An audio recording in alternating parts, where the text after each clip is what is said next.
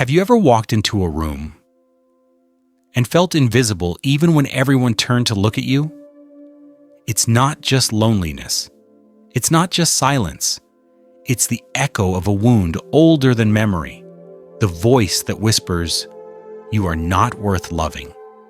But maybe if you try hard enough, someone will. This is not a thought. It's a pattern, a survival mask so familiar we mistake it for our face. Carl Jung called it the persona, the version of ourselves crafted to be accepted, applauded, adored. But here's the truth. Jung warned us about the more we perfect that mask, the further we drift from the one who wears it. Cynthia Erivo once said, "I was working to prove that I was worth loving." And that sentence, it carries the ache of millions. Because somewhere along the line, we began confusing proving our worth with earning love. We turned relationships into auditions, every smile a test, every silence a verdict. Why does it feel so familiar? Because for many, love was conditional from the start. As a child, maybe you were praised for being good, quiet, helpful, not for simply existing. So you learned, I must become someone to be deserving of affection. That's when the shadow began to form Jung's term for the parts of ourselves we had to exile to survive. The anger we weren't allowed to show, the grief we were told to hide, the desire for rest we replaced with performance. But here's the tragedy.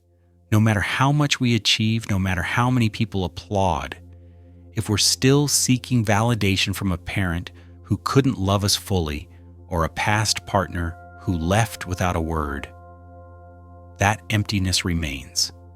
Jung said, "Until you make the unconscious conscious, it will direct your life, and you will call it fate." So we keep choosing partners who mirror our wounds. We stay in relationships long after they stop nurturing us, not out of love, but from fear. If I walk away, will anyone else choose me? And when we finally do leave, we call ourselves the villain. But sometimes, listen carefully. Hurting someone is not cruelty. It's clarity. Sometimes walking away is the most loving thing you can do, not just for you, but for them too. Because as Jung knew, growth often comes wrapped in pain. Pain forces confrontation. Pain invites transformation. So how do we stop the cycle? We stop chasing love as proof of worth. We sit with the shadow. We grieve the validation that never came.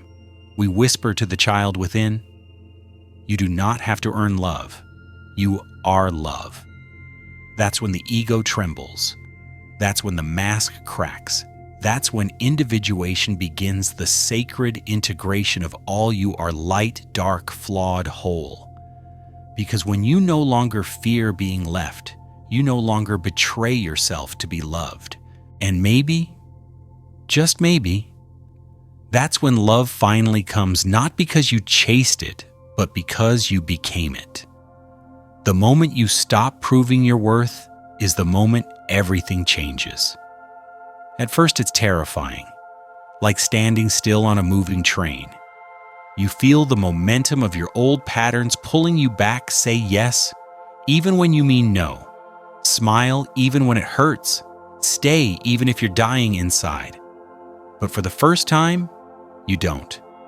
And in that silence, something ancient awakens. It's the self, not the self others wanted you to be, but the one Jung called the totality of the psyche, who you were before the world asked you to split into parts, before love became a transaction, before success became a bandage for an open wound. You begin to see what you missed for years, that the person you were trying to impress was never looking, that the one you loved was never listening, that your exhaustion was not strength, it was self-abandonment in disguise.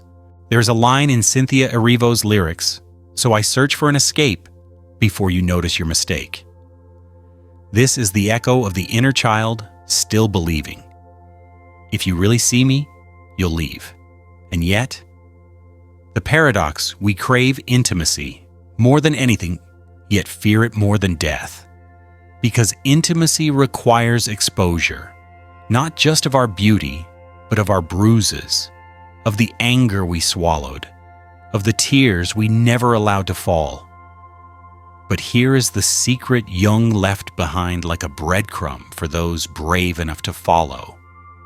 You will only be loved to the depth you are known, and you will only be known to the depth you are seen, and you will only be seen to the depth you are willing to reveal yourself.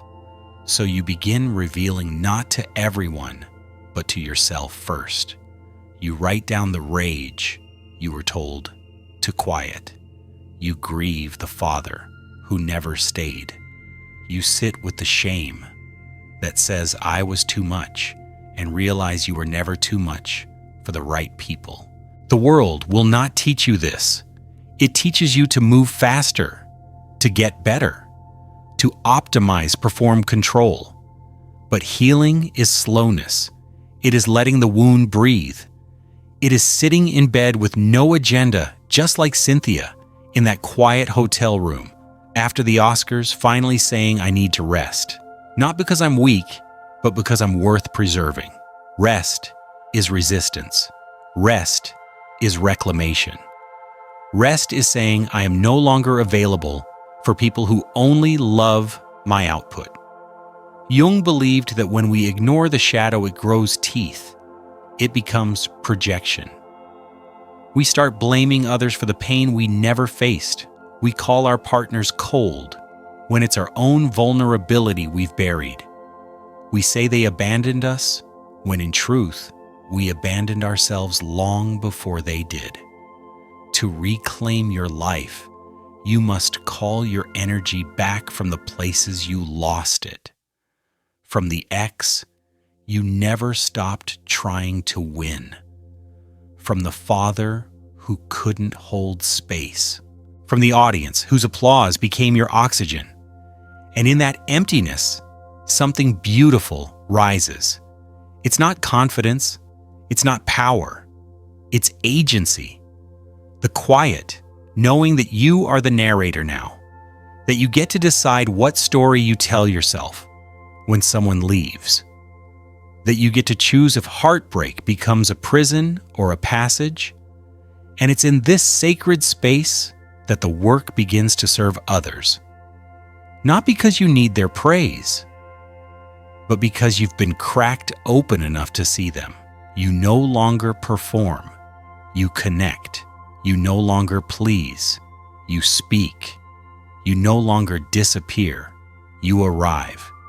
And that's the moment someone will tell you, you changed my life.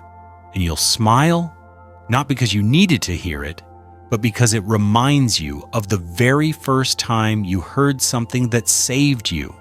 The cycle of healing always begins with one person who dares to unmask. Somewhere along the way, you stop asking, do they love me?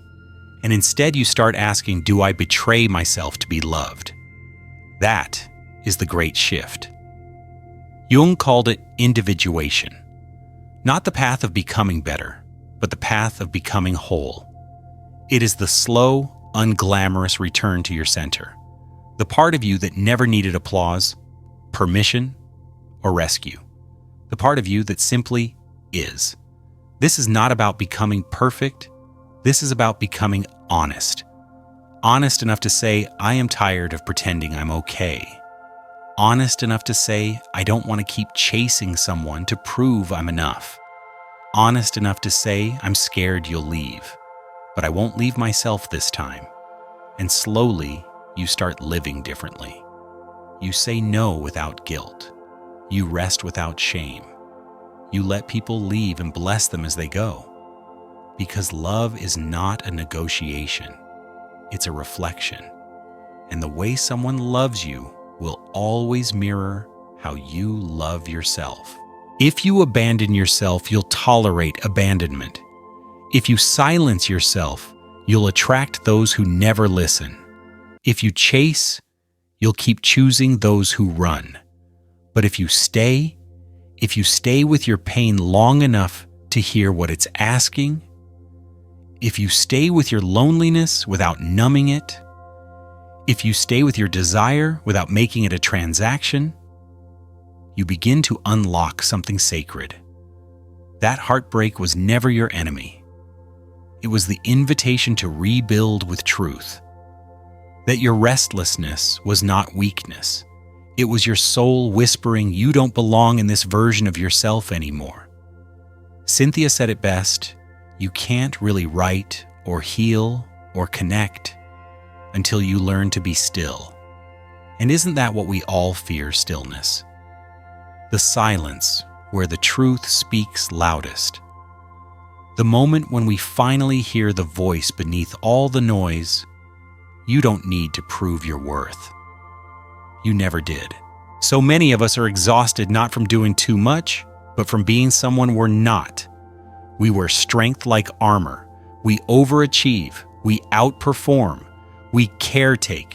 We fix. We stay too long. We give too much. And then we wonder why we feel so empty. But the healing begins when you ask yourself one radical question. What would I do if I no longer needed to be impressive? Would you leave? Would you cry? Would you rest? Would you write? Would you dare to tell the truth? Because that's what the shadow wants most to be known. To stop being the exile and become the teacher. To whisper, you don't have to keep running. I've been holding your pain for you all this time. Let me go. When you begin to reclaim your life this way, something miraculous happens. You become the person you always hoped would show up for you. You stop seeking rescue because you are the rescue. You stop begging to be chosen because you finally choose yourself. And that changes everything. Imagine this, you no longer walk into a room scanning for who might reject you. You walk in full-rooted sovereign and ask what part of me gets to shine today.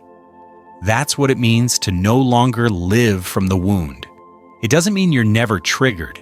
It means the trigger no longer decides your story. Carl Jung said, "The privilege of a lifetime is to become who you truly are. But no one tells you that becoming that person may cost you everything you built while pretending. You may lose friends who only love the version of you who said yes too much. You may leave relationships where love was currency and performance the price. You may shed identities that once protected you but now confine you. And still, it's worth it. Because one day you wake up and realize you're no longer waiting for anyone. Not to see you, not to choose you, not to love you enough to make you feel safe. You are no longer living from hunger. You are living from wholeness. This doesn't make you untouchable. It makes you deeply human, able to cry and still stand, able to love and still leave, able to feel lost and still trust your direction. That's the paradox of individuation. You don't become someone new. You return to who you were before the world told you to become someone else. And from that place, raw, real, tender, powerful, you begin to offer something rare. Love that doesn't need to prove itself. Presence that doesn't need to be earned. Connection that isn't filtered through fear. Your art becomes deeper. Your relationships freer. Your body more at peace, your voice no longer trembling for approval. And when someone says you've changed, you smile and reply, I finally stopped hiding. So if you're listening to this right now, if you're tired of overgiving, overperforming, over-explaining, if you're quietly afraid that you'll always have to work to be loved, I invite you to ask one question and answer it with all the courage you have. What would change if I believed I was already worthy? Let that question echo through you. Let it unearth the pieces you buried. Let it call back the child who was never meant to carry so much. Because the journey back to yourself isn't loud, it's sacred, it's subtle. It begins in the quiet moment when you whisper, "I don't need to be more to be loved. I just need to be mine." So now I ask you, not as a narrator, but as a fellow traveler on this path, what mask are you finally ready to take off? And who might you become if you stopped trying to be who they needed you to be? Tell me in the comments. Your story might be the light someone else is searching for tonight.